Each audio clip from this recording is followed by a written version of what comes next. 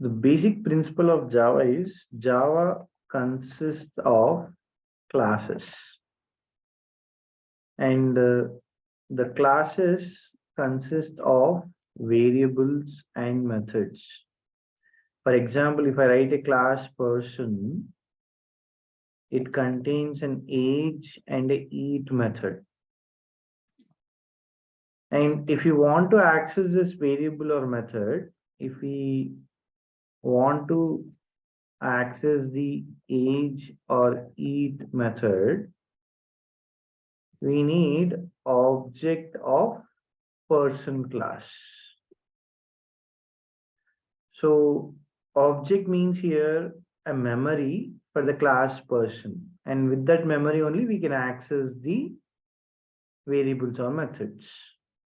And in a Java class, we can write n number of, in a Java program, we can write n number of classes, but only one particular class contains public static void main method.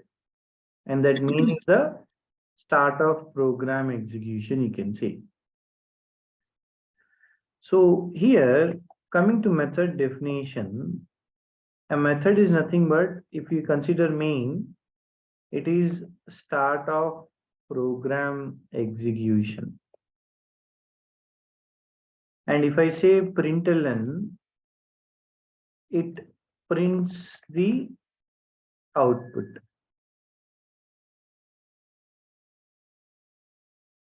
Now, every method is doing a task. So what is a method? A method is nothing but a set of instructions written to perform a particular task. If I want to do some task, if I want to work on any action, we write a method. And a set of instructions are written to perform a particular task. So each method does only one task. Here, methods are of two types. One is predefined, the other is user defined. Predefined, already the developer has developed it. User defined, which we are writing. Next, every method has two properties. What are the two properties? First, it contains return type. Second, it contains parameters. So here, a return type means what and parameter means what? Let's say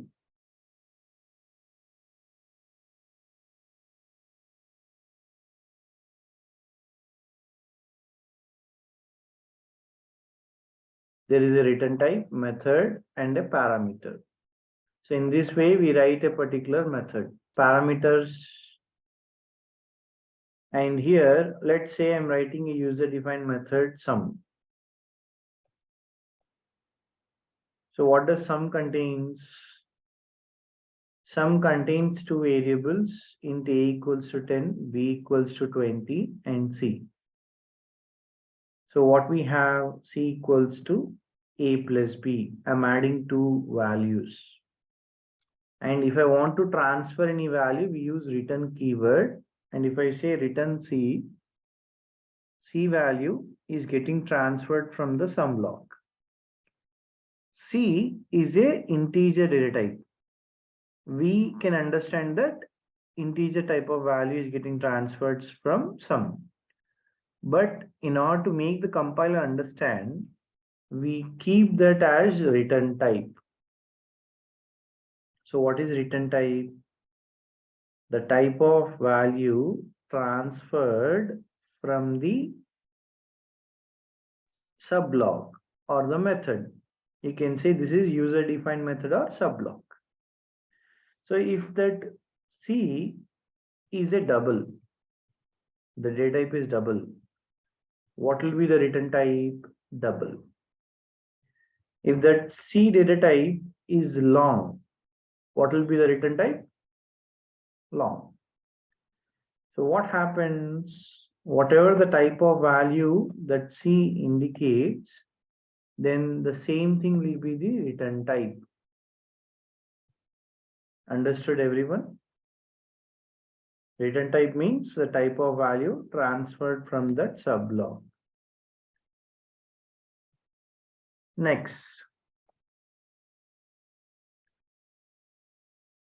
In some methods, we don't require to transfer the value. We just need to say system.out.println C. What happens now that we are not returning any value and just we are printing the value. So if I'm not returning any value, then we need to tell that same thing to the compiler that I'm not transferring any value. For that, we use void. Void keyword indicates that some method is not transferring any value. So one is the return type. The one is without return type.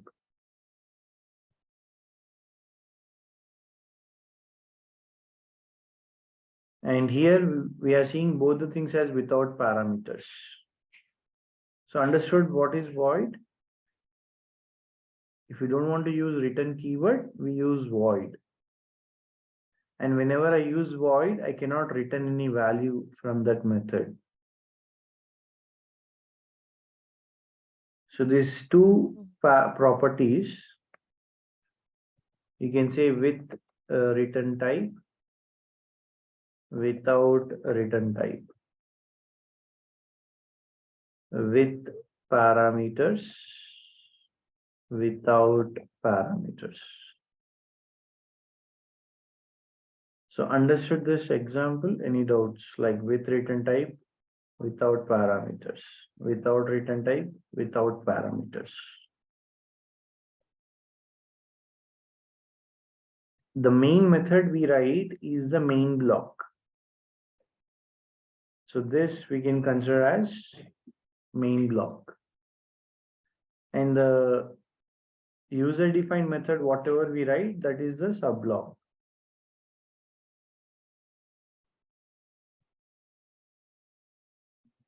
So what we can say,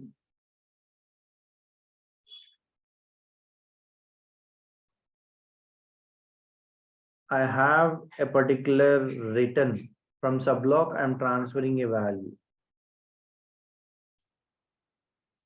So the value is getting transferred from subblock to main block. So this is with return type. And how many values can be transferred? Only one value. So with return type, that is only one value is transferred from subblock to main block.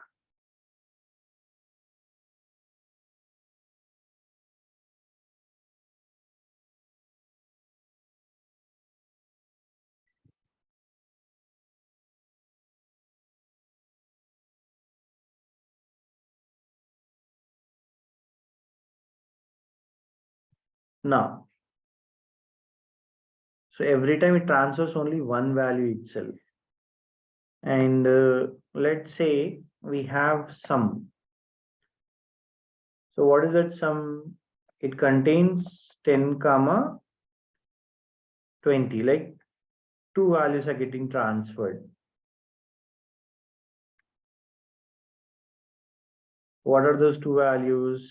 From main block to subblock, two values are getting transferred. And here with parameters, that is many values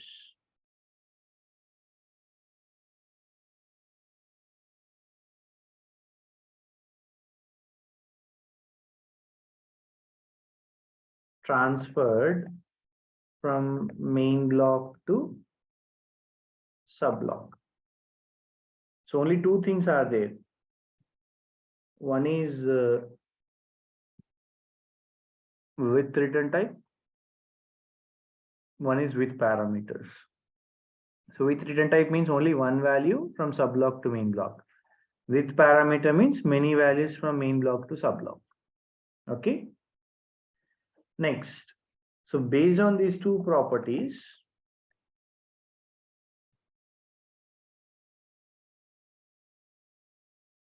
the methods are classified into 4 types. What are the 4 types you can say? The first will be method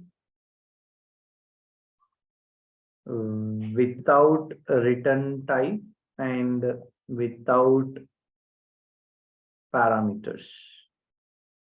So what is the example? Void sum. Because every time without return type means it will be void itself. Next. Method without a return type and with parameters. What is that example? Sorry, without return type means void itself. With parameter means int a comma int b. And the term parameter indicates int, not a and b. A and b are the values. So whenever we say arguments or parameters, it refers to that particular type, data type. Okay. So next thing, method with return type and without parameters. So what is the example you can say? Int sum.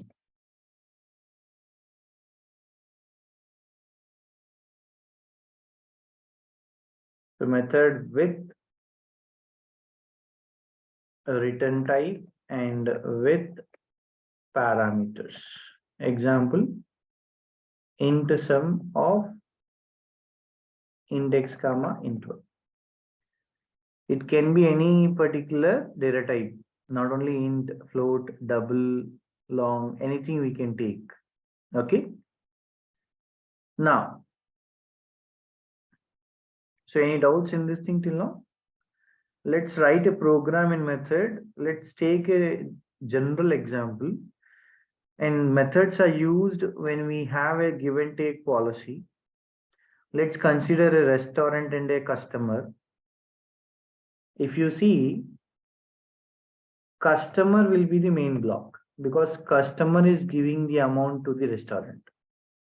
If you have university and student, student will be the main block because your student is paying the fees to the university. So if a dentist and a patient is there, patient will be the main block because patient is giving the amount to the dentist.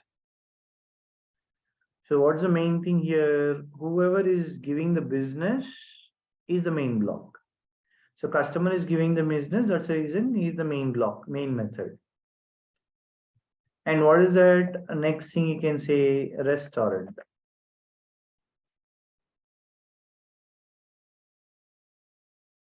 So what's the first thing we do? Sorry, I kept parenthesis. What's the first thing we do when we when we go to a restaurant? Anyone?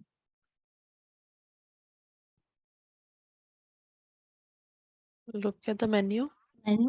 Right. So menu void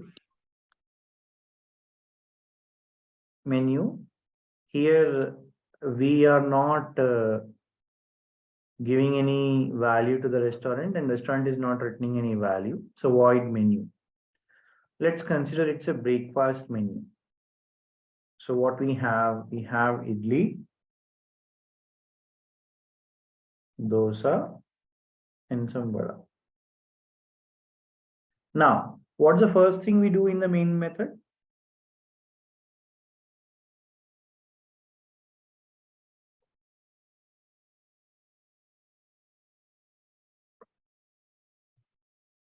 for restaurant,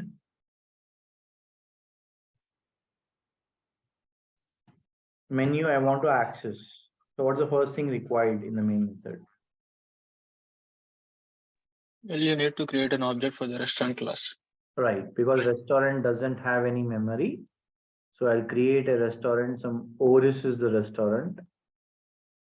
So now what happens? A memory got allocated for the restaurant class. So how to call this menu method now? Restaurant.menu. See, You is it, need to mention the object name. yeah, object name is what? Oris. Oris. If it is static, then we use class name. If it is not static, then we use object. So Oris dot menu, you can say.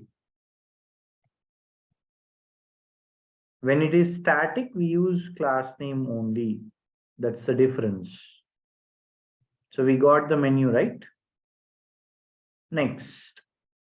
So once we see the menu, what we do? We order food. Place an order. Right.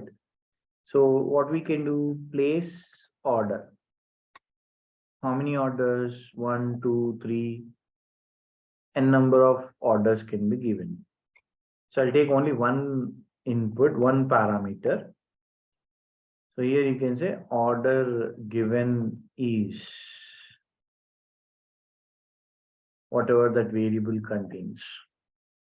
And in the parenthesis, if I declare any variable, this is a local variable. And for local variables, we need to give the value. So how to call that place order? Same Oris dot place order. So what we have now here, we just say some idli. But what happens if I give 2 orders at a time in the same method? It's giving error because the method place order has string. See, it is not specifying order because machine doesn't understand order. It's a name. It understands data type, string. So place order requires string parameter in the type restaurant, which is not applicable to 2 strings because I'm passing 2 string values. Suppose if I don't give any value, then still the error because it is empty. So if I want to give integer, because here 1, 2, and 3 numbers are there, right? Let's say I'm saying 2. Still the error because place order string, we are passing integer. The simple thing is, if a method has a string parameter, string only one parameter, we need to pass only one value of string. If you pass less, it will give error. If you pass more, it will give error. If you pass another data type, it will give error. So if I just pass that same value, then no problem. And here I'm using void, so I cannot use return keyword. If you see return, is it possible? No, it's giving error. We cannot return, void method cannot return a value. So whenever there is a void, we cannot use return. So this is what without return type with parameters, because main block is giving the value to sub block, that is with parameters. And you can observe here, this is void menu without return type, without parameters. This is without return type with parameters like place order.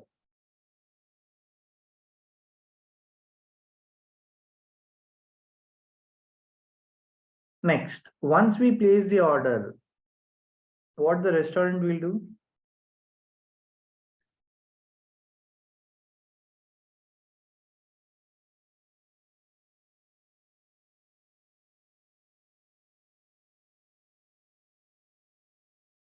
Once we place the order in the restaurant, what they do? After preparation, what they do? Once Serve the order. Yes, serve the order. So who is giving that order to whom? Restaurant is serving the food to the customer. Means what we have here, if value subblock is returning a value to the main block, it is return type. String serve food. And do I write system.out.println? No, because the restaurant has to transfer the value, not display it. So what I'll do, return that value. So how to call this thing? Simply oris.serveFood.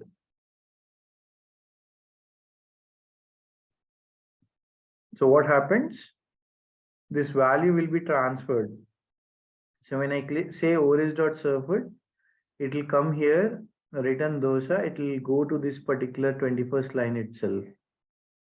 But if I print, there won't be any change. The reason is I'm not printing the value here. So I need to print the value here itself in the main method. So whenever a subblock returns a value, we need to display that value in the main method. But the value is in this method. So what we need to do, they serve that food in the plate, right? So I'll take a plate variable and say system.out.println food served is plus plate. So whatever the food is getting returned, it will be stored in the plate and the plate value will be displayed, whatever is there in the plate. So food served is dosa. And remember, whenever there is a return type, we print that value in the main block. That is the main thing you need to understand. Okay. Next.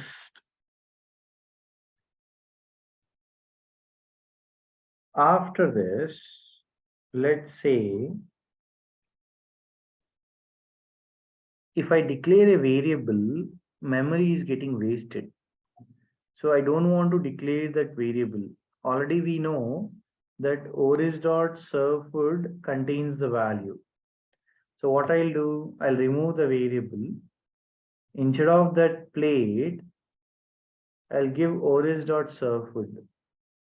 So whatever that return value is there will be written to this particular line itself and displayed. If I run this thing, this output will be same. Food served is dosa.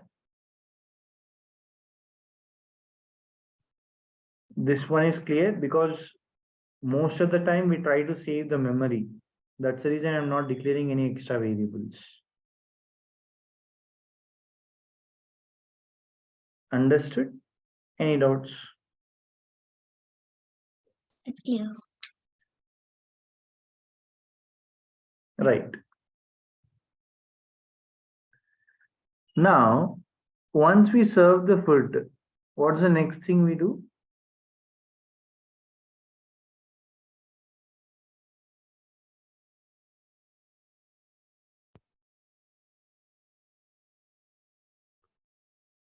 Eat the food. After that, We ask for Pay the the bill. We pay the bill. yes, we pay the bill.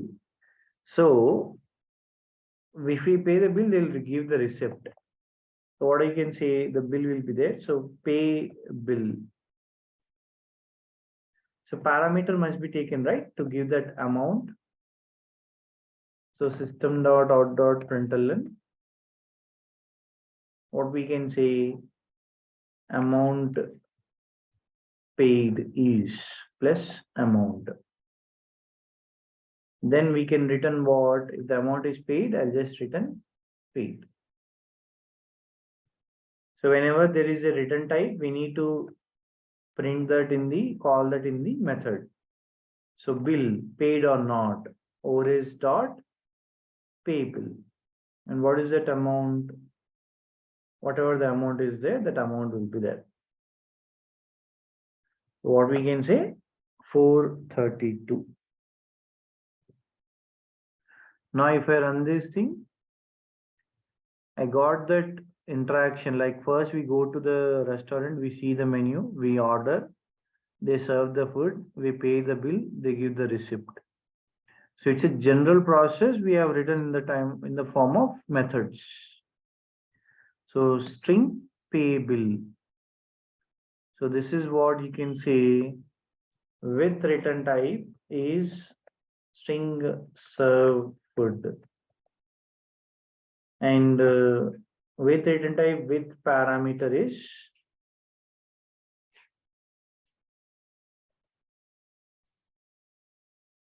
string pay bill.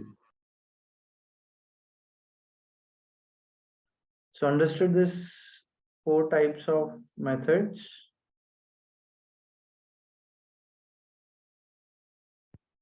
Yes. So if you want, we can see another example. Let's say I have a bank and a customer is there. Which is the main block? Customer is the main block, right? So for an account, what we do, we fill the form. So we are not giving anything to the bank, bank is not giving anything to us. Then void submit proof.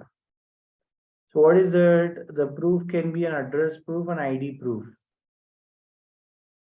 right? Next, what is the next thing you can say? This is without return type with parameters. Now, once we do that,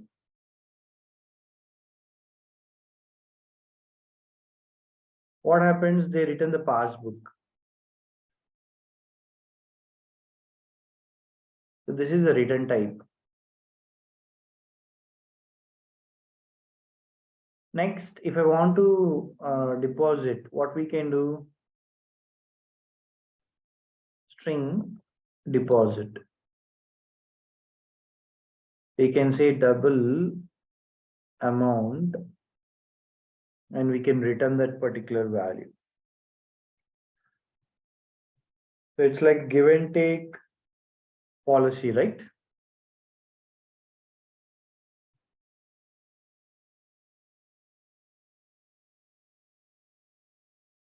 Understood? Any doubts?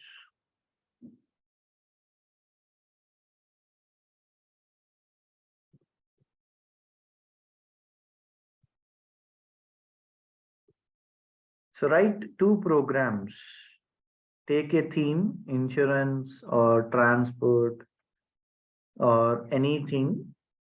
Take that particular theme and write these methods. So what is the process based on that? 2 programs you need to write. Next.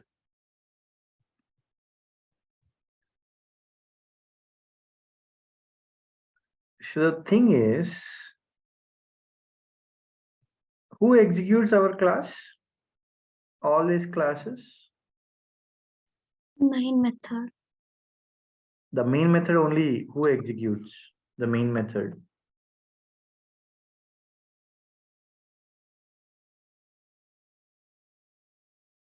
Who converts that main like dot class file to machine code or the bytecode to machine code? It is the JVM. Yeah. JVM. JDK is the development kit which contains the JVM and JRE. So JVM contains 5 memory areas. So for each particular type of variable, we have 5 different memory locations. So first is heap area, sorry, method area. Second is heap area, stack area, PC, native. And we also have a particular component known as class loader.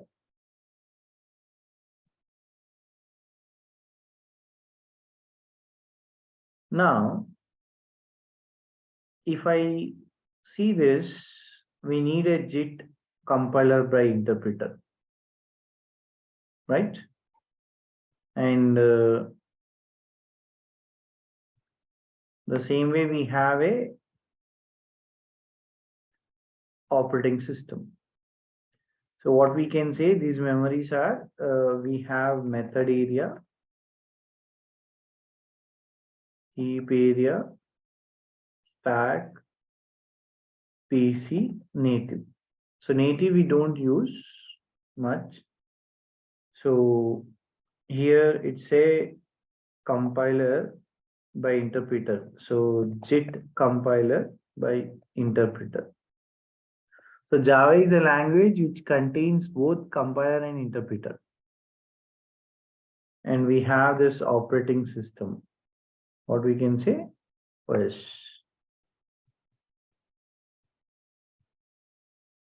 So what is class loader?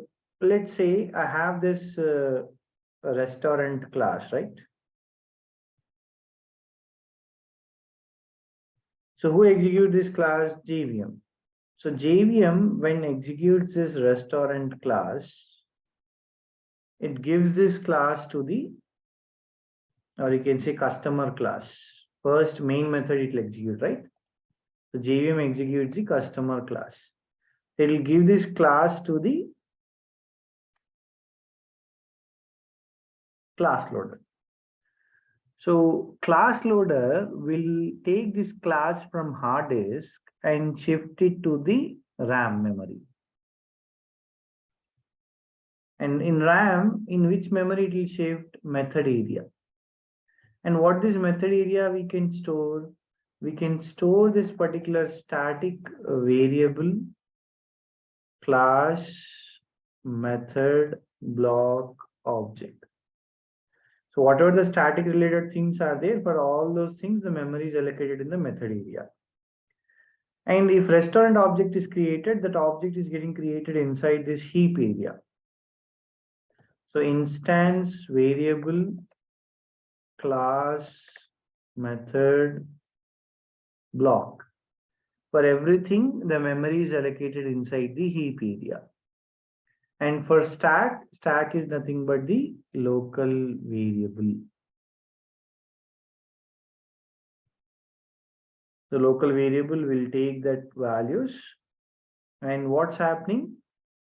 All the instructions are executed by the JIT compiler by interpreter and given to the operating system.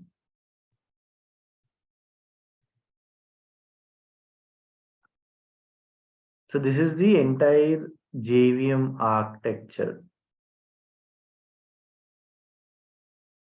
Understood? Any doubts?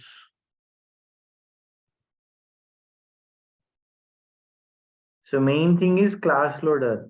So what class loader will do? It will take that class and load it in the method area. And next thing will be the instance and local. So for every particular type of variable, one memory location will be used and stored. So write two programs on these things like method concept, because yesterday we have seen variables, like how to write the variables. Now today we have seen how to write the methods. So now it's a combination of both variables and methods, right? So after that method concept, we'll see polymorphism, OOPS concept. So what is OOPS? Which contains class, object. We have done with this. Next will be polymorphism. After that, inheritance. After that, encapsulation. And abstraction. So once we are done with this OOPS concept, then we'll go with the constructor, this super keywords, interface, and exception handling, collections, Java 8 features, and multi-threading. So if we complete all these topics, then the core Java is done. Okay. So For the basic part, I'm going slow, just 1 or 2 sessions. So from next session, again, you will see, we'll pick up the speed and we'll go fast. Okay. So, Arpita, as you have not attended yesterday's session, try to access the video and see that session. And Bhavna, you also, I guess, didn't attend the yesterday session, right? Yeah, just the last 10 minutes. So I'll check too. Okay, fine. So that's it for today. We'll meet on Monday and try to complete the programs and send the screenshots in the group.